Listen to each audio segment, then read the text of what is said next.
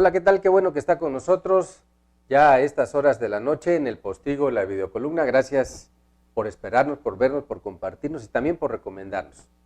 El Ejército, las Fuerzas Armadas, en voz del secretario de la Defensa Nacional, Luis Crescencio Sandoval, reiteraron su lealtad absoluta al proyecto del presidente Andrés Manuel López Obrador. Luego, ¿se acuerda usted? De los rumores de hace unos días, principalmente en medios de comunicación, en torno a un supuesto golpe de Estado por algunas declaraciones y supuestos enojos también de un sector del ejército. Claro, como se esperaba, dijo que los militares no buscan beneficios personales ni protagonismos, solo el bien de México. Esto ocurrió ayer, este 20 de noviembre, durante la conmemoración de ascensos, la ceremonia de ascensos militares en el 109 aniversario del inicio de la Revolución Mexicana. Ahí el general secretario de la Defensa indicó que a las Fuerzas Armadas se les ha encomendado nuevas tareas y marinos y soldados las cumplirán a cabalidad. Y para no dejar asomo de dudas, también subrayó, y se los voy a leer porque es muy importante. Dijo, se está honrando al pueblo de México y respaldando al comandante supremo de las Fuerzas Armadas, presidente Andrés Manuel López Obrador. Se respaldará el proyecto de nación con el gobierno de la Cuarta Transformación. Se respalda al presidente, dijo el secretario, porque fue electo de manera democrática y siempre con respeto a la ley. Todos trabajamos, dijo, en la misma dirección y todos honramos las instituciones. Somos leales y lo seguiremos siendo en el marco de la Constitución. Era importante para el presidente López Obrador que se diera ese pronunciamiento de lealtad absoluta, pero es más importante para los ciudadanos mexicanos que tengamos claro el rumbo de las Fuerzas Armadas en apego a la ley y a las instituciones. Es importante saber que al menos en los mandos superiores tienen clara su lealtad institucional y su vocación de servir bajo el mando del hombre que fue electo por la mayoría de los mexicanos en elecciones libres y democráticas. Lo dijimos antes aquí, nos hemos referido al tema desde que salió a la luz pública, pese a algunas críticas de militares de altos rangos, muchos de ellos retirados, el gobierno del presidente López Obrador, en el gobierno del presidente López Obrador y en el México de hoy, no hay condiciones para un golpe de Estado y tampoco tradición entre las Fuerzas Armadas para romper el orden constitucional.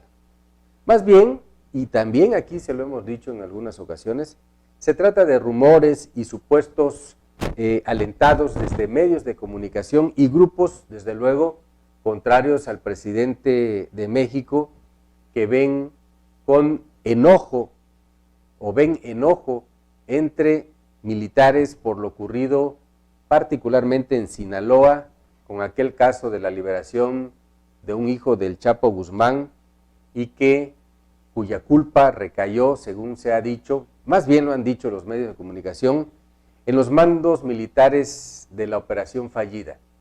Nadie ha negado, y también así lo asumió el presidente y quienes están a cargo de las Fuerzas Armadas y policíacas, nadie ha negado que fue una operación fallida. Lo que se ha argumentado es que hubo una mala planeación para ese operativo, por un lado, y por otro, la decisión de ese gabinete de seguridad, también así aprobado por el presidente López Obrador, de liberar en ese momento al hijo del Chapo Guzmán para evitar un derramamiento de sangre. Ya nos hemos enterado que los propios grupos de narcotraficantes tenían rodeadas las casas de los militares que les estaban disparando para matarlos a cambio de que dejaran libre a este señor. Y ya vimos también, después de ocurridos estos hechos, que en las encuestas levantadas, los sinaloenses aplaudieron la decisión del presidente, porque ellos estaban en el ruedo, no en las tribunas observando el espectáculo como todos los demás mexicanos. De ahí que el 80% de los sinaloenses hayan aplaudido y aprobado la decisión del presidente de evitar un derramamiento de sangre, porque ellos eran los que estaban enfrente de las balas. En el resto del país la opinión se dividió en un 50 y 50, los que dijeron que estaba bien o que estuvo bien y los que dijeron que estuvo mal. De ahí parte, de esos hechos parten un supuesto enojo de las Fuerzas Armadas, que porque les echaron la culpa del operativo fallido, pero también aquí le hemos dicho, en los hechos del 68, por ejemplo, la matanza de estudiantes, ahí en Tlatelolco, en la Ciudad de México, la culpa recayó en el ejército, aunque el presidente de ese entonces, Gustavo Díaz Ordaz, en el informe siguiente asumió la responsabilidad absoluta.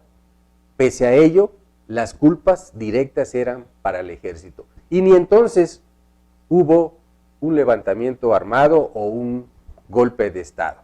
En México no hay tradición de eso, ya no hay tradición de eso, y entonces ahora hay menos condiciones de que pueda ocurrir luego de una elección que les guste o no, fue una elección democrática, fue una elección donde 30 millones de mexicanos, por primera vez en la historia de las elecciones en México, se elige a un hombre con 30 millones de votos.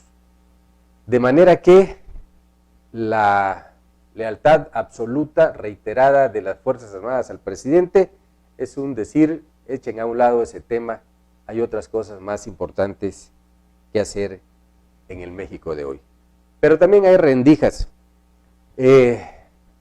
Circuló por ahí en redes una foto y un mensaje de Vania Keller, ¿se acuerdan ustedes? Expriista, secretaria de Turismo, también tuvo cargos partidistas, e impulsor en Campeche de este partido que se llama, o que se pretende llamar Más por México, e impulsado por Nico, ¿se acuerdan? Nicolás Bellicia, que es un hombre de confianza de López Obrador. Bueno, ella subió un comentario picante a sus redes sociales, dijo que no hace falta tener una pista privada para ejercitarse como la tiene el presidente nacional del PRI, Alejandro Moreno Cárdenas. Y en las mismas redes le cayeron unos, la apoyaron otros, no puede, le dijeron por ejemplo a Vania, no puede hablar de privilegios, ella que los ha tenido, aunque otros le aplaudieron, o sea, subir un comentario como este.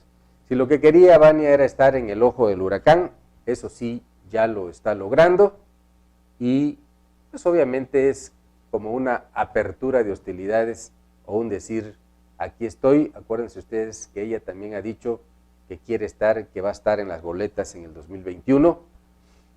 Lo más probable es que sea Más por México, este nuevo partido, o por algún otro que quiera ser representado por Vania Keller. Yo les agradezco que hayan estado hoy conmigo en el postigo, la videocolumna. Gracias como siempre. Recuerde que la puede leer completa en el Facebook y en nuestra revista digital www.causacampeche.com.mx, y estamos por el YouTube y por Instagram. Gracias y buenas